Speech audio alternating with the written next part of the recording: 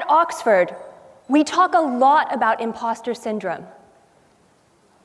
But I truly shouldn't be here. I don't have a real undergraduate degree, and I never went to school as a child or to university. As victims of an extreme religious group, my parents didn't believe that girls should go to school or learn to do anything other than serve their husbands and children inside the home. But I was starving to learn. My childhood fairy tale dreams weren't about magical schools like Hogwarts, but about getting to sit in a real live classroom and raise my hand and take tests and have real friends to talk about books with. But now I am here. I have my master's degree from Oxford, and by the end of the summer, I'll have my PhD too. And the one thing that made this possible was learning to read well. So my mom did teach me how to read. And when I was 11 or 12, I found this book, How to Read a Book by Mortimer Adler. Probably some of you know it. Adler explains how reading can be something like an art or sport, dramatically improved by dedicated exercise and good techniques. The last chapter of this book is just a list of all the classics that every educated person should read. And when I found this book, I felt like I discovered the door to my magical fairyland. And I decided then and there that maybe I would never be allowed to go to school, but that I was going to do everything in my power to make myself into an educated person by following everything that this book prescribed. And I did. And this self-imposed reading boot camp really showed me that reading can be so much more than a vehicle for information and entertainment, but that it can be a practice and a set of fundamental human skills. So when I finally did come to Oxford, one of the things that I knew I wanted to research was what reading is and how it is done in other times and places.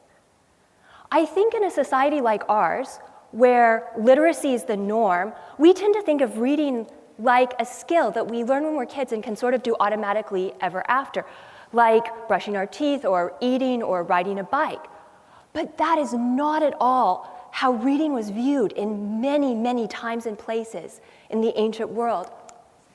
For example, this is the ancient Greek word for reading. But gignosko is also one of the main ancient Greek words just for knowing, for understanding. And ana, the prefix, means thoroughly, deeply, and again. So anagignosko doesn't mean just to read, but to understand and to know something deeply, personally, over and over again. In Latin, the main word for reading is lego, which doesn't just mean to read, but also to elect, to collect for oneself, to choose and to keep as part of one's life. A main ancient image for reading is eating. So you didn't just look at a book with your eyes, you bit into it. You chewed it, you tasted it, you swallowed it, you digested it. Just like food nourished the body, reading was seen to nourish the soul. Of course, such high views of reading led their ancient proponents to develop some pretty intense practices for training the fundamental skills of reading. So, for example, if you read a book in Greek, you would translate the entire book into Latin and then the whole thing back into Greek again. Or you might build an entire memory palace like this Oxford Town Hall in order to commit an entire Greek epic like the Iliad to memory. And obviously, a lot of these practices aren't practical for the modern world. But some of them are. And today I want to introduce you to the one ancient reading practice which has been the most life-giving for me personally.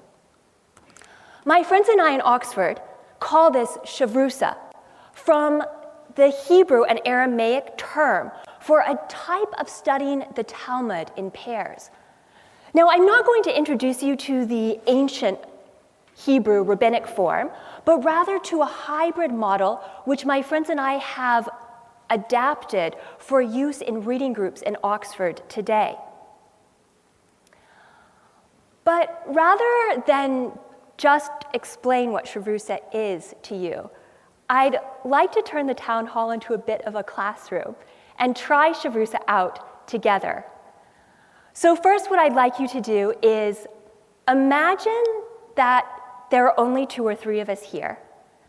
And also imagine that we're not here and it's not the middle of January, but that we are in Oxford's Port Meadow in the middle of May, full of sunshine and buttercups. Imagine that we're sitting on a comfy blanket with a glass of rosé in one hand, and that we've been meeting together like this for the past 2 or 3 months, once a week for an hour, to read together through a book of letters by Seneca, who is a Roman Stoic philosopher.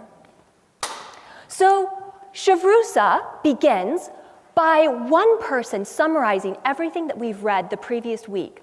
So I'll start our Shavrusa off by giving you the context for the paragraph we'll read together. It's taken from Seneca's second letter, which is on the relationship between reading and mental health, written to a younger mentee, Lucilius. After the summary, Shavrusa proceeds in 4 main steps: listen, narrate, ask, and observe. So first, listen. One person reads the first bit of the text out loud, usually no more than 1 or 2 sentences. Everyone else listens with absolute energy and full attention, focused on hearing every single word that is read. Listening was such an important part of ancient reading that some medieval manuscripts depict listening with people literally tearing their eyeballs out of their eye sockets with a pair of forceps and putting their eyeballs in their ears. You can see this here. This person on the left has had his eyeballs taken out and they're where the ears should go. So let's try this together now. I'll read the first sentence out loud, and I'd like to ask you to try to focus the whole powers of your attention on every word that I read. Ready? The main indication of a healthy mind is the ability to stop and linger in one's own company. The second stage of Shavrusa is narrate. Say back the bit you just read in your own words. So this is your opportunity for a mid-morning bit of brain exercise. I'm going to ask that you turn to the person sitting next to you and actually try narration. We have a minute or 2 for you to try this. Take this sentence and put it into your own words. Go ahead.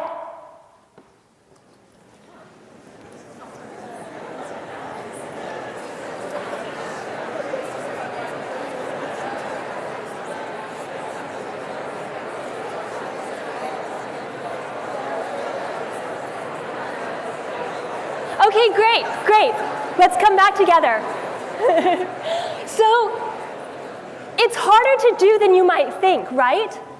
My narration might be something like this. The most important part of mental health is being able to pause everything and just be still with yourself. And you can see already how the first 2 steps of Shavrusa really force us to read attentively and precisely, because I have said in my interpretation that lingering in one's own company contributes to having a healthy mind. But the word in the original is indication. So maybe Seneca is not saying that lingering in one's own company is a cause of having a healthy mind, but the result of already having a healthy mind. And we would go on and discuss this in much greater detail. The third stage of Shavrusa is ask. At this point, we stop and ask about anything in the original text that's unclear. So here, for example, I would probably want to ask, linger, it's a common word, but what does it really mean here? What's the idea that Seneca's trying to get at about lingering in one's own company? Before we go on to stage 4 of Shavrusa, observe, it's usually necessary to read a bit more than just 1 sentence. And it's also important to repeat practices. This is something that ancient educators were far more aware of about human psychology than modern educators. You can't just look at something once and know it. You have to review it. So what we're going to do now is repeat steps 1 through 3 with the next bit of the text. So step 1, again, listen. I'll read the sentences in bold out loud. Look out, however, lest this reading of many authors and every kind of book has something aimless and unstable in it. It is necessary to linger with weighty authors and be fed by them if you want to take away something which will remain permanently in your own mind. Step 2 is narrate, so turn back to your partner and try to put now these 2 sentences in your own words. This is so good for your brains. Go ahead, turn to the person sitting next to you, you have a minute.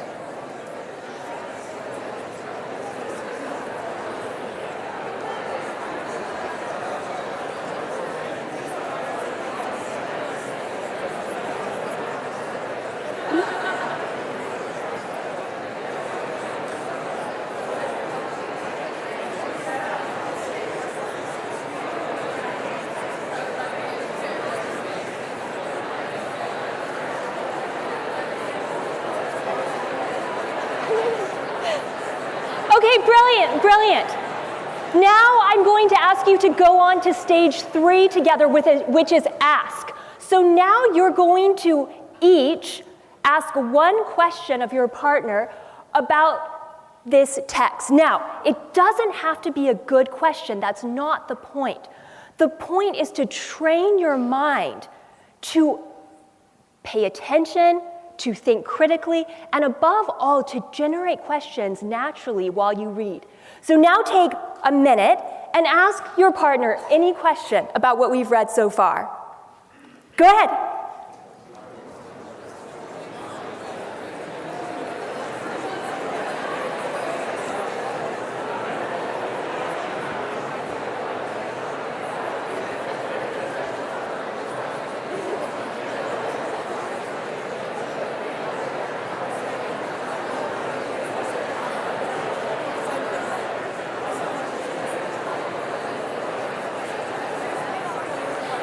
Okay, let's come back together again. I really wish we had time to hear all 700 of the questions, or 1,400, I guess, that were just generated. It would be really interesting. But now to move on to step 4 of Shavrusa, the final step is observe. This is where we discuss the text as a whole from 3 different angles. The microscopic, where we ask analytical questions about every single important term. The macroscopic, where we step back and ask about the meaning of the text as a whole and its main points. The mirror, where, when it's relevant, we ask how the text relates to our own lives and the modern world. So, for example, I would be so curious to ask all of you whether you've had experience lingering with yourself in your own life and what that was like for you.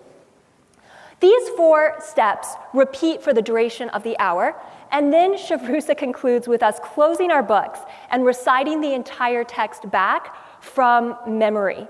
Not necessarily word for word, but at least idea for idea and image for image. And I won't ask you to do that now, but hopefully this has given you a just brief glimpse of what Shavrusa can be like. Now, this may seem very formulaic, but it's amazing how after even 2 or 3 weeks, the practices of Shavrusa, we found, become second nature. Just like a violinist may isolate and drill a particularly difficult bit of technique that then becomes incorporated into the flow of their playing. Obviously, Shavrusa also takes a long time. So one of our groups in Oxford have been meeting for the past 4 years to read together the Aeneid by Virgil. We're now in book 7, and with 3 books left to go, we'll finish in around 2025, at which point we'll have to say that it's taken us 7 years to read one poem. So I don't recommend trying Shavrusa with the user's guide for your microwave or the BBC homepage. But everyone in this Aeneid group would tell you that it has been an incredibly meaningful and life-giving experience for us, and that even more importantly than a really unique understanding of the text, it's given us friendship. This group meets, by the way, at Worcester on at 7 p.m. on Tuesdays. So if any of you are Oxford-based, you'd be more than welcome to come along. Personally, I found that it's amazing how the practices of Shavrusa have affected everything that I read, not just when I'm reading slowly and with other people. But more importantly than that, Shavrusa has influenced my orientation toward the whole world and especially towards other people. Some of you may have noticed how similar these steps of reading are to good conversational practices taught by relationship coaches. First, listen to the other person without thinking about what you're trying to say. Next, repeat back in your own words what you just heard, and so on and so forth. And I think this may be why, in much of the ancient evidence, the way you read was seen to affect the way you treat people. So I know we don't think about reading like eating in the modern world very much. But we still do think of reading as somehow being really good for our brains, better than watching TV or playing video games. A 2022 study by the Cambridge Biomedical Research Center found that reading is not only something which improves cognitive function, but also has tremendous benefits for mental health. And this corroborates what ancient educators and practitioners of reading taught for centuries, that reading is not only something that is good for our minds, but is good for us spiritually, emotionally, and socially. I personally can no longer imagine my life without Chavrusa than I can without eating. So I used to be a little girl who dreamed about having friends to read with. These days, I've been thinking a lot about the women in Afghanistan who were recently banned from attending university, and the global outcry about education for women this has sparked.